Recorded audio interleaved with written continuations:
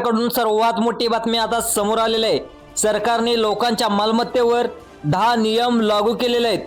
केंद्र सरकारकडून सर्वात मोठी बातमी आता समोर आलेली आहे। तुमचं दुकान असेल, तुमचं शेत असेल, तुमची जमीन असेल आणि घर असेल, जागा असेल, अशा सर्व प्रकारच्या प्रॉपर्टीवर सरकारने आता 10 नवीन नियम लागू केलेले आहेत। या नियमाअंतर्गत आता या लोकांची संपत्ती आता सरकार जमा करणार आहे, सरकारी संपत्ती वापस घेणार आहे।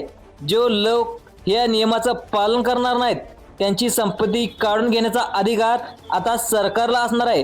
तुमच्याकडे कोणतीही स्थावर मालमत्ता जसे घर, फ्लॅट, दुकान, जमीन, शेत सर्व प्रॉपर्टीवर आता 10 नियम लागू करण्यात आले आहेत। या नियम न पाळणाऱ्या लोकांच्यासाठी सर्वात मोठी अत्यंत महत्त्वाची बातमी असणार आहे। केंद्र सरकारने सगळ्या प्रकारावर प्रॉपर्टीवर लागू केलेले हे 10 नियम जाणून घेणं अतिशय गरजेचं आहे। कोणकोणती तुम्हाला कागदपत्रे जमा करावी लागणार आहेत, कोणकोणत्या अटी आणि नियमाचं पालन करावं लागणार आहे, प्रत्येकाला जाणून घेणं अत्यंत जरुरीचं आहे। यातील पहिले 8 नियम हे सर्वसामान्यांच्या बाजूने आहेत आणि सर्वसामान्यांना याचा फायदा करण्यासाठी 8 पहिले नियम आता लागू करण्यात आले आहेत। पण यातला 9 नंबरचा आणि 10 नंबरचा जो नियम आहे तो सगळ्यात महत्त्वाचा असणार आहे। जो जर मोडला तर तुम्हाला अतिशय भयंकर दंड होऊ शकतो आणि तुमची प्रॉपर्टी देखील जप्त होऊ शकते आणि प्रॉपर्टीवरचा अधिकार देखील नाहीसा होऊ शकतो। तर या 10 पैकी शेवटचा जो नियम आहे तो 10वा नियम तो देखील अत्यंत भयानक आहे। हा जर तुम्ही नियम मोडला तर तुमची संपत्ती देखील जप्त होऊ शकते। तुम्हाला तुमच्या घराची माहिती घरात देखील राहता येणार नाही, तुमचं घर देखील जप्त करण्यात येईल आणि तुमची जागा देखील असेल, जमीन असेल, कोणतीही गोष्ट असेल तर ते देखील जप्त करण्यात येईल। 10 नंबरचा नियम मोडला तर तुम्हाला अतिशय होऊ शकतो आणि तुमच्या घरावर असेल, जमिनीवर असेल, जप्ती देखील येऊ शकतो। म्हणून जर तुम्ही कोर्टात गेले, मग तुम्ही सुप्रीम कोर्टात गेले, हाय कोर्टात गेला तर काहीच कोर्ट करू शकणार नाही। इतका 10 नंबरचा अतिशय कडक नियम आहे, ज्यामुळेच ह्या 10च्या 10 नियम आता सगळ्यांना पाळणं अतिशय बंधनकर आहेत। हे जर तुम्ही नाही पाळले तर तुम्ही स्वतःच्याच घरामध्ये राहण्यासाठी तुम्हाला कोर्टाची पायरी चढावी लागेल, तुमचा अधिकार नाहीचा होईल। तर काय आहेत हे 10 नियम, चला सविस्तर आपण जाणून घेऊयात। सरकारने लागू केलेले 10 नियम आता कोणकोणते आहेत हे अतिशय पाहणं गरजेचं आहे। सगळ्या प्रॉपर्टीवर आता ते लागू होणार आहेत। मग तुमचे शेत असू द्या, जमीन असू द्या किंवा दुकान असू द्या, कोणतीही गोष्ट असू द्या किंवा एखादा मोकळा फ्लॅट असू द्या, कुठलेही स्थावर मालमत्ता असू द्या, हे 10 नियम आता लागू करण्यात आले आहेत। या नियमामुळे आता काय बदलणार आहे, कोणकोणती नवीन कागदपत्र तुम्हाला काढावी लागणार आहेत आणि तुमचा अधिकार सिद्ध करण्यासाठी कोणकोणती तुम्हाला कागदपत्रे तुम्हाला सरकारकडे जमा करावी लागतील, याची संपूर्ण आणि सविस्तर माहिती जाणून घेऊयात। महाराष्ट्र तसेच इतर राज्यामध्ये देखील केंद्र सरकारने प्रॉपर्टीवर 10 नियम लागू केलेले आहेत। त्यातले 8 नियम हे सर्वसामान्यांच्या फायद्यासाठी आहेत, ज्यामधून कुठलाही त्रास तुम्हाला होणार नाही, उलट तुमचा त्रास कमी होणार आहे, उलट तुमचा फायदा होणार आहे। पण यातील 9 नंबरचा जो नियम आहे तो अतिशय भयंकर आहे, अतिशय कठीण आहे आणि त्यापेक्षा भयंकर कठीण नियम आहे तो म्हणजे 10 नंबरचा नियम आहे। तो जर तुम्ही मोडला तर तुमच्या घरामध्ये देखील तुम्हाला राहता येणार नाही, तुमची संपत्ती देखील जमा होऊ शकते। तुम्ही कोर्टात जर गेले तर तुम्हाला देखील तिथे काहीच करता येणार नाही। इतका भयंकर नियम हा 10 नंबरचा आहे। त्यामुळे हा नियम ऐकल्याशिवाय व्हिडिओ बंद करू नका। नियम पहिला याच्यासाठी आहे, ज्यांनी कर्ज काढून जमीन घेतले किंवा काही स्थावर मालमत्ता खरेदी केले किंवा तुम्ही प्लॉट खरेदी घेतला असेल त्याच्यासाठी पहिला नियम आहे।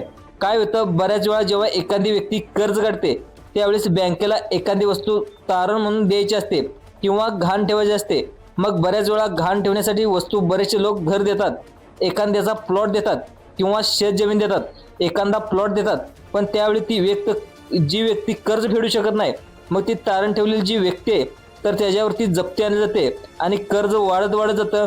मग ज्यावेळी तारण ठेवलेली शेती असेल, घर असेल किंवा कोणतीही वस्तू असेल तर बँकेकडला जर कर्ज तुम्ही फेडलं नाही तर तुम्हाला बँकेकडून ही वस्तू आता जप्त होते आणि जप्त केलेली घर, शेती, दुकान, कोणतीही प्रॉपर्टी ही जप्त केलेली प्रॉपर्टी ही विकायला काढली जाते किंवा तिचा लिलाव केला जातो।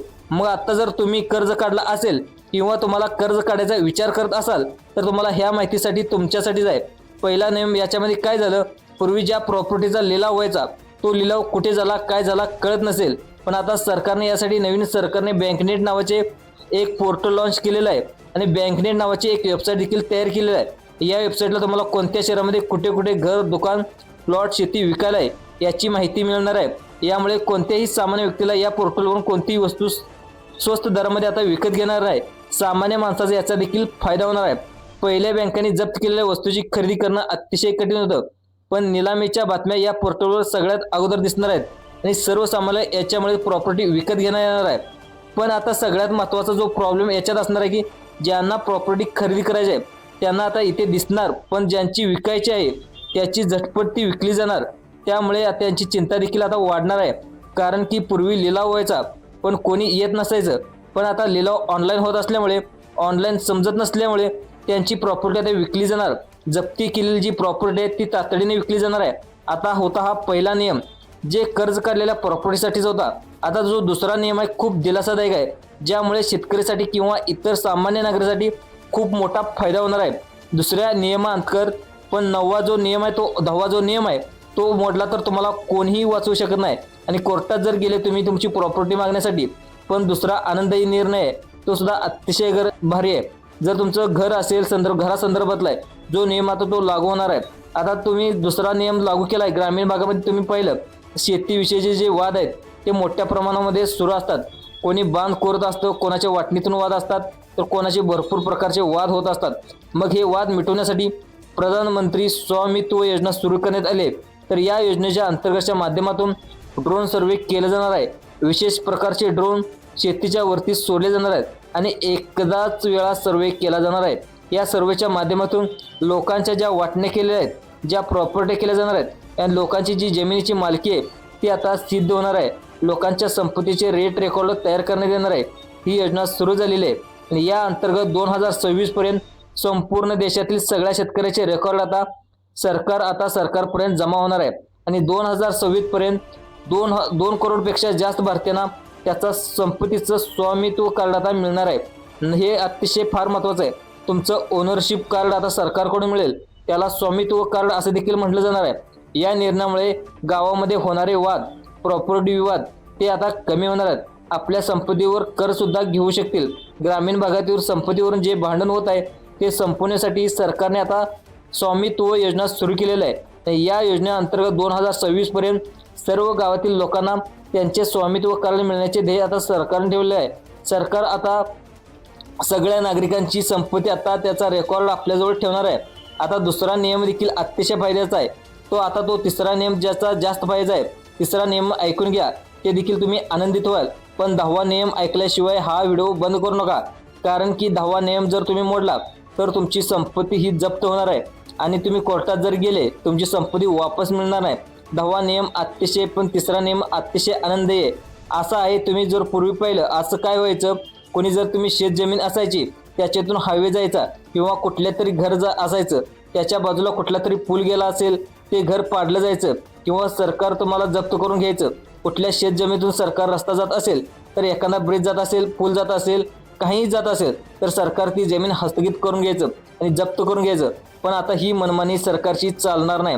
सुप्रीम कोर्टाने देखील एक मोठा निर्णय दिला आहे, ज्या अंतर्गत लोकांच्या नावावर असणारी कुठली शेत जमीन, घर असेल, जागा असेल, ती कुठली रस्ते तयार करण्यासाठी किंवा सरकारच्या कोणत्याही योजनेसाठी सरकार त्या ठिकाणी ती जप्त करू शकत नाही.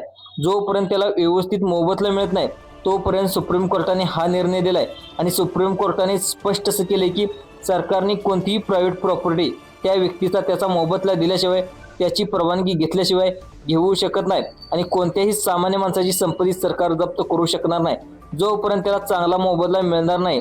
ही खूप अतिशय आनंदाचा नियम आहे. हा नियम ऐकल्यानंतर संपूर्ण देशामध्ये आनंदाचं वातावरण निर्माण झाले. संपत्तीचा अधिकार हा संविधानिक अधिकार आहे. तुम्हाला तर माहीत आहे, तर एखाद्या वेळेस तुमच्या शेतीतून हायवे गेला असेल, सरकार जमीन जप्त करत होतं, चांगला मोबदला मिळायचा पण भरपूर उशीर लागायचा. पण आता तसं होणार नाही. आता तुमची संपत्ती, तुमची जमीन, तुमचं घर, तुमचं दुकान, तुमचं सगळ्या प्रॉपर्टीवर तुमचा अधिकार असणार. जोपर्यंत तुम्हाला चांगला मोबदला मिळत नाही तोपर्यंत तुम्ही कुठल्याही प्रकारचा सरकारी जप्ती आणू शकत नाही. आता जो पुढचा नियम आहे तो अतिशय आनंदित करणार आहे, ज्याच्यामध्ये पण एक महत्त्वाचे काम अर्जंट करायचं आहे. आता इथून पुढे थोडेसे नियम बदलणार आहेत, पण 10 नंबरचा जो नियम आहे ज्याच्या अंतर्गत तर तुम्ही आलात तर जे नियम आहेत तुम्ही तर नाही पाळला तर तुमच्यासाठी खूप मोठ्या अडचणी देखील निर्माण होऊ शकतात. आता सगळ्यात महत्त्वाचा तो पुढचा नियम आहे, तुम्हाला आधार कार्डला तुमच्या सगळ्या संपत्तीची जी माहिती आहे ती लिंक करणं अनिवार्य आहे. राज्यामध्ये संपत्तीचा डाटा आधार कार्डला लिंक करणं आवश्यक केलेलं आहे। आता उत्तर प्रदेशमध्ये राज्यामध्ये प्रधानमंत्री किसान सन्मान निधी योजनेचा जर तुम्हाला लाभ घ्यायचा असेल तर त्या शेतकऱ्याची संपत्तीची माहिती ही आधार कार्डला लिंक केलेली पाहिजे, असा नियम देखील घालण्यात आलेला आहे। आधार कार्डला लिंक केल्यामुळे जो काळा बाजार आहे तो आता थांबणार आहे। ज्या लोकांना गरज आहे त्या लोकांना सरकारी योजनेचा फायदा होणार आहे अशी माहिती देखील सरकारने सांगितलेली आहे। त्यामुळे आता आपल्या राज्यामध्ये देखील हळूहळू नियम आता बदलणार आहेत, ज्या अंतर्गत तुमची संपत्ती आहे ही तुम्हाला आधार कार्डला लिंक करणं अतिशय गरजेचं आहे।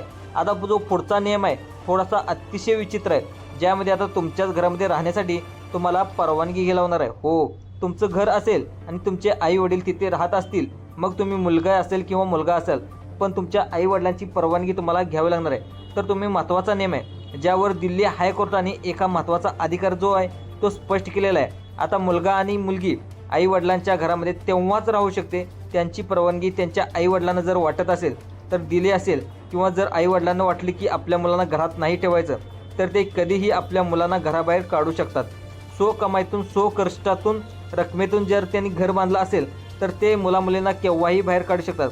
पण जर तुमची पूर्वजात पिढीगत संपत्ती जी आहे त्यावर तुम्ही मुलं अधिकार गाजवू शकत नाहीत। पण आईवडिलांनी स्वतःच्या कष्टाने कमवलेली जी संपत्ती आहे त्यावर कुठलाही मुलगा किंवा मुलगी अधिकार गाजवू शकत नाही।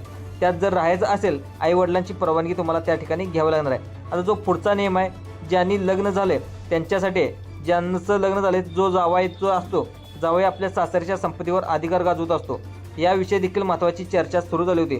त्यावर सुप्रीम कोर्टाने असं स्पष्ट केले की कोणत्याही जावयाच्या सासऱ्याच्या संपत्तीवर, मग ती पिढीगत असू दे किंवा सो कमाईची असू दे, कुठल्याही संपत्तीवर त्याचा अधिकार राहणार नाही। तो ऐकून एक जावाई जर असला तर त्या सासऱ्याला मुलगी जर असली तर कुठलाही अधिकार जावायचा राहत नाही।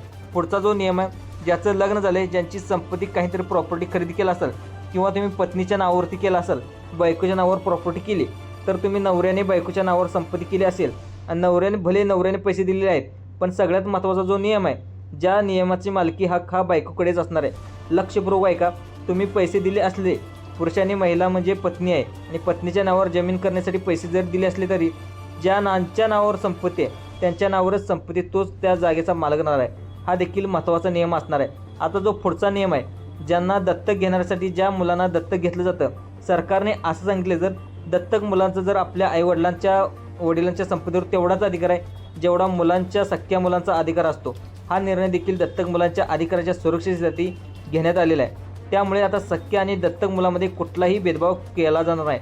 आता जो पुढचा नियम आहे तो अतिशय महत्त्वाचा असणार आहे, तो म्हणजे मुलीसाठी असणार आहे। ज्या मुली आपल्या आईवडिलांच्या संपत्तीवर अधिकार गाजवत असतात त्यांच्यासाठी हा अतिशय महत्त्वाचा नियम आहे। पण शेवटचा नियम ऐकल्याशिवाय व्हिडिओ बंद करू नका, कारण की त्याने तुमच्या घरावर अधिकार राहणार नाही। आता जर तुम्ही मुलगी आई वडिलांना सांभाळत नसेल, परिवाराने त्यांना नातं तोडलं असेल, वर तिचा आईवडिलांच्या बाबतीत कुठलाच अधिकार राहणार नाही। छत्तीसगडमध्ये राज्याच्या कोर्टाने स्पष्ट केले की वडिलांच्या मृत्यूनंतर मुलीचा जो अर्थ आहे, जो अधिकार आहे, संपत्तीवर बरोबरीचा राहू शकतो। वेगळ्या राज्यातील कोर्टाने या बाबतीत वेगळे नियम काढले आहेत। आता महाराष्ट्रामध्ये देखील याच्या बाबतीत जो नियम आहे तो असणारच आहे। आता सगळ्यात महत्त्वाचा जो शेवटचा नियम सांगितला जातोय, ज्यामध्ये तुमची संपत्ती देखील जप्त होऊ शकते, तुमचा अधिकार देखील वापस काढून घेतला जाऊ शकतो। तो कोणता नियम आहे? जर तुमचे वयोवृद्ध आई वडील आहेत ज्यांचा जर तुम्ही सांभाळ करत नसाल तर आईवडिलांचा सांभाळ न करणाऱ्या मुलांना संपत्तीत काढून टाकण्याचा अधिकार आईवडिलांना आता देण्यात आला आहे। जर एखादा मुलगा आईवडिलांचा सांभाळ करत नसेल, त्यांची काळजी घेत नसेल, आईवडील त्यांना संपत्तीतून मुलांना वजा देखील करू शकतात, मुलांना बेदखल देखील करू शकतात। आईवडिलांना संपत्ती आधीच मुलाच्या नावावर केलेली असेल तर ही संपत्ती वापस सुद्धा घेऊ शकतात। सरकारचा जो नियम आहे तो वयस्कर लोकांच्या फायद्यासाठीच आहे। कोर्टाने हे असं स्पष्ट केलं आहे की वडिलांचा सांभाळ करणं हे प्रत्येक मुलाचं कर्तव्य आहे। जर ही जबाबदारी समजत नसेल तर त्यांच्या आईवडिलाच्या संपत्तीवर कोणताच अधिकार राहणार नाही। तुमच्या मुलावर तुमच्या नावावर संपत्ती केली असेल तर तुम्हाला देखील ती वापस घ्यावी लागणार आहे। आता जी कायद्याने मिळू शकतात, तर अशा प्रकारचे जे नवे नियम आहेत राज्यभरात तसेच देशभरात लागू करण्यात या नियमाविषयी तुमचं काय मत आहे? यातला कोणता नियम तुम्हाला आवडला नक्कीच कमेंटच्या माध्यमातून कळवा, आणि ही आपला व्हिडिओ आवडल्यास आपल्या चॅनलला सबस्क्राईब देखील करायला विसरू नका। धन्यवाद मित्रांनो।